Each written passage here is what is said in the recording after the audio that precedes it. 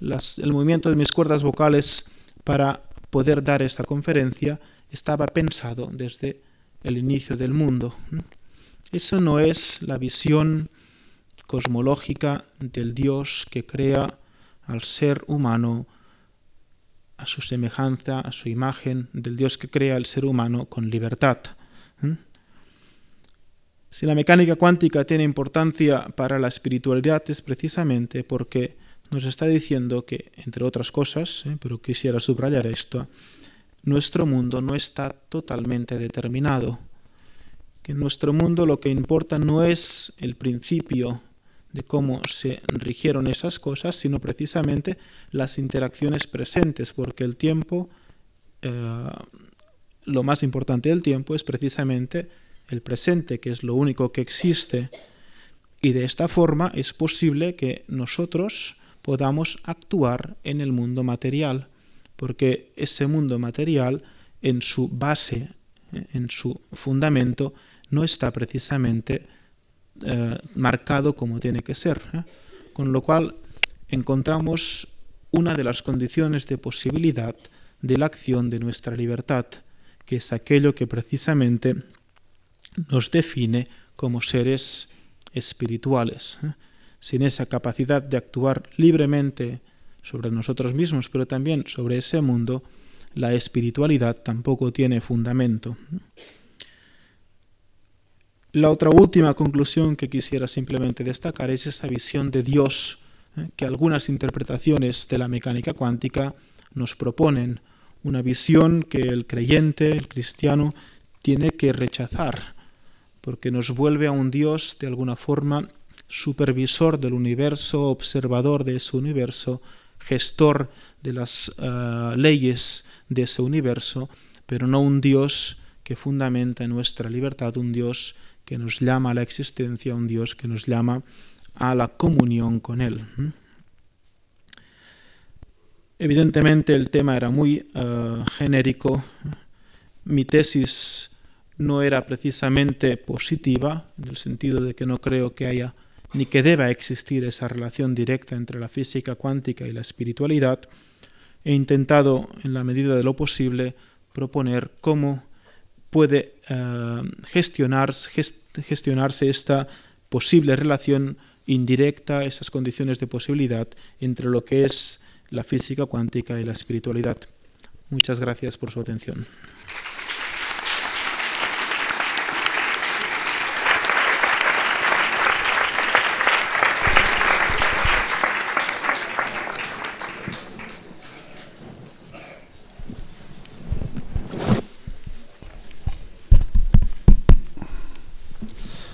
Tenemos 5 minutos para que si alguien quiere intervenir haciendo alguna pregunta, pueda hacerla de forma rápida.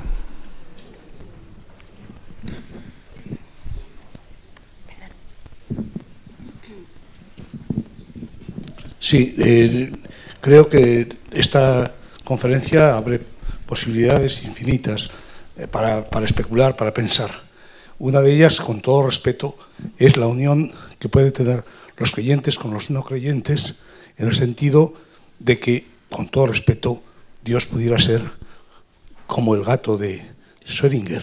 Es decir, está, no está, se sabrá cuando nos muramos. Habrá que abrir la puerta para saber, por un lado.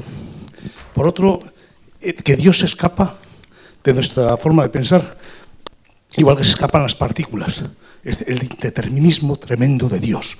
Dice Karl Barth, en su teología dialéctica, lo dijo en el siglo XX, el mismo siglo donde los físicos se devandaban los sesos para ver cuál era la mente de Dios, cómo era el mundo, que decía, cuando digas tú de Dios cualquier cosa que es justo, Él tratará de decirte que no, refutarte eso que has determinado sobre Dios. Es decir, la teología, la física cuántica, le abre unas posibilidades de apertura a la teología tremendas en cuanto a ese silencio tremendo de Dios y ese gato de Schrödinger que nos deja a todos perplejos o en fin, muchísimas más preguntas se me podían ocurrir. Ciertamente es lo que intentaba sobre todo hacer ver cuando digo que no podemos concebir a Dios como algunos interpretan a través de la mecánica cuántica, precisamente porque determinan lo que es Dios y nos hacen un Dios pequeñito que no nos interesa a nadie. Me parece una buena definición, una buena comprensión, digamos, para unir a creyentes y no creyentes, esa visión de Dios como este gato de Schrödinger, que sí, que algunos creemos que está, otros van a creer que no está, pero que nunca va a ser demostrado por la ciencia su existencia o su no existencia, evidentemente, en ninguna de las dos partes, porque Dios sobrepasa todo esto y no puede ser encasillado en estas comprensiones humanas, mucho menos matematizable o medible. Con lo cual me parece muy buena su reflexión y le invito pues a continuar en esa línea, porque es una buena interpretación de del mensaje que he querido transmitirles. Sí, gracias.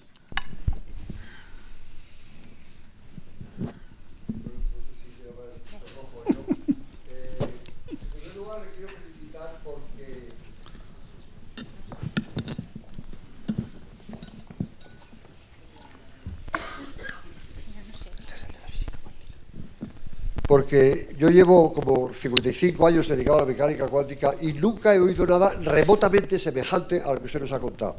De manera que solamente por eso, como eso es un intento pues, constructivo, muy personal, le felicito. Otra cosa es que estemos de acuerdo o no. Entonces, yo tengo una serie de cosas que serían muy largas de contar y tengo muy poco tiempo. Solamente le voy a hacer observación sobre una. Cuando ha insistido mucho en que la mecánica cuántica supone una ruptura completa con la física clásica, lo cual es cierto, sin embargo, no con el atomismo, que es lo que explica la mecánica cuántica. Es decir, es el hecho de que la materia en la última escala es discreta y compuesta por cosas finitas, etcétera, etcétera, que lleva consigo, pensando un poquitín, a la incertidumbre, a la dualidad onda-corpúsculo, etcétera. Y no hay que olvidarse que el atomismo fue inventado por los griegos hace 24 siglos, de manera que no es de ayer. Es cierto que la continuidad de Laplace, de Newton, etcétera, es una consideración preatómica, pero ya en el siglo XIX los químicos que desarrollaron la hipótesis química, es realmente la hipótesis atómica, el detalle molecular, etcétera, es la que luego la mecánica cuántica, ciertamente que comienza con la realidad del cuerpo negro, por supuesto, como usted ha dicho muy bien, pero lo que realmente explica la mecánica cuántica es el comportamiento de átomos y moléculas, que es el comportamiento discreto y atómico de la materia. Gracias. Estamos de acuerdo, solo que el atomismo clásico griego de Demócrito, de Leucipo, de los griegos, es un atomismo en el cual las partículas son totalmente indistinguibles, y el atomismo mecánico clásico precisamente es un atomismo en el cual solo las cualidades primarias son importantes, en la distinción que hacen, por ejemplo, Galileo o Descartes mismo. Un atomismo en el cual, por lo tanto, está fundado matemáticamente solo su cuantidad. El atomismo que nos está presentando la mecánica cuántica es de otro estilo. Es un atomismo en el cual las propiedades, por lo tanto, cualitativas de la materia pueden incluso ser comprendidas desde un punto de vista físico-cuántico, porque el mínimo átomo, lo más indivisible, es precisamente la energía, el quantum de acción, que tiene precisamente unidades de acción, por lo tanto, de trabajo. O sea que la visión filosófica del atomismo mecánico cuántico en relación al atomismo mecánico clásico es completamente diferente. Tanto es así que no cabe la posibilidad de definir cualidades primarias y secundarias en el universo cuántico si nos ceñimos verdaderamente a lo que la mecánica cuántica está explicando. O sea, que incluso en este punto de vista la mecánica cuántica es totalmente innovativa. Me parece, aparte están de acuerdo con lo que dice, pero evidentemente creo que esto desde un punto de vista filosófico también se debería añadir. Sí, mi pregunta es si la ciencia ha demostrado la existencia de Dios, un único Dios, una energía superior, y luego también sugerirle que nos recomiende alguna lectura divulgativa para la gente de a pie sobre este tema. La ciencia no ha demostrado la existencia de Dios ni la no existencia de Dios. Esto me parece que es algo que para mí es básico. Si hay algo que haya demostrado un poco la existencia de un ser superior, es de alguna forma la filosofía natural, cuando postula la necesidad de un principio causativo de todo. Un principio que no está claro que se pueda definir con el Dios cristiano. Santo Tomás, cuando habla de las vías de la demostración de la existencia de Dios, Al final de cada vía pone, y a esto le llamamos Dios. Este es el principio causativo de la realidad. Los cristianos le damos el nombre de Dios, con lo cual la ciencia ciertamente no ha demostrado la existencia de Dios, y para esto, por ejemplo, se debería tener, hay algunas corrientes actuales que intentan hacer ver como el Big Bang es lo mismo que la creación y no tiene nada que ver una cosa con la otra. O sea, hay mucha voluntad ahora, digamos, en los creyentes de hacer ver que la Iglesia, que la ciencia está hablando de lo mismo que está hablando la Biblia, evidentemente saltando todas las instancias que se tengan que salvar, pero de hecho no estamos en el mismo tipo de registro, en el mismo tipo de lenguaje. Y no creo, además, que la función de la ciencia sea demostrar ni no demostrar la existencia de Dios, porque estamos hablando de teorías humanas que incumben a fenómenos internos al mundo, mientras que evidentemente Dios, yo al menos no lo puedo concebir como un fenómeno ni interno al mundo, ni capaz de ser cuantificable.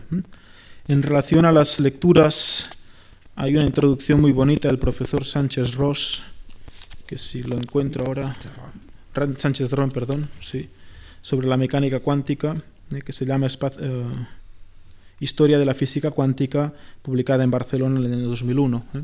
Podría ser al menos una buena introducción a la comprensión de lo que es la mecánica cuántica. Otras realmente de divulgativas, como temo un poco que ha sido mi conferencia, no lo son.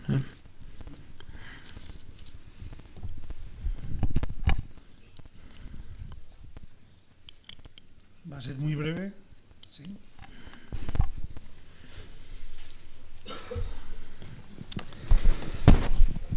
Pues aceptamos una última, muy breve, pero pedimos ya que en cuanto termine esta pregunta con su correspondiente respuesta, que en orden, pero salgamos pronto, porque aquí tienen la costumbre de cerrar la casa a las 9.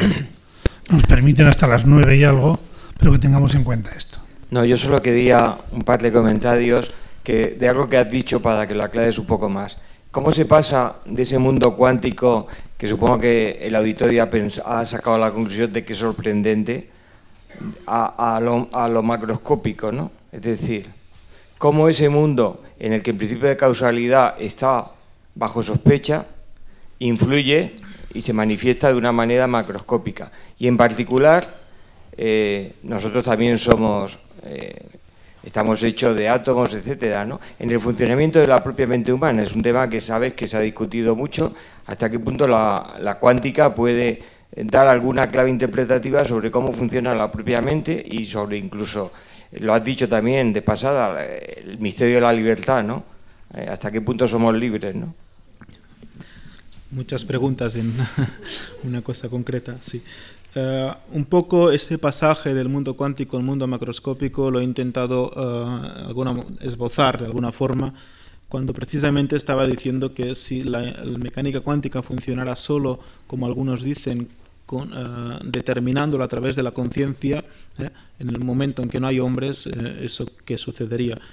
La comprensión que yo tengo es que las interacciones de las partículas, de alguna forma, cuando empiezan a crear partículas mayores y empiezan a disminuir los efectos de la superposición en ellas, cuando se está pasando ya del mundo microscópico al mesoscópico y del mesoscópico al macroscópico, lo que está pasando precisamente es esto, que de toda la cantidad de información que conlleva el sistema cuántico se va perdiendo gracias a esa interacción información que ya no puede ser de alguna forma recuperada, sino que se va atrás al ambiente. Y esto crea la posibilidad de hacer emerger nuevas partículas con nuevas propiedades y agregaciones de partículas que darán lugar a los átomos, a las moléculas, etc.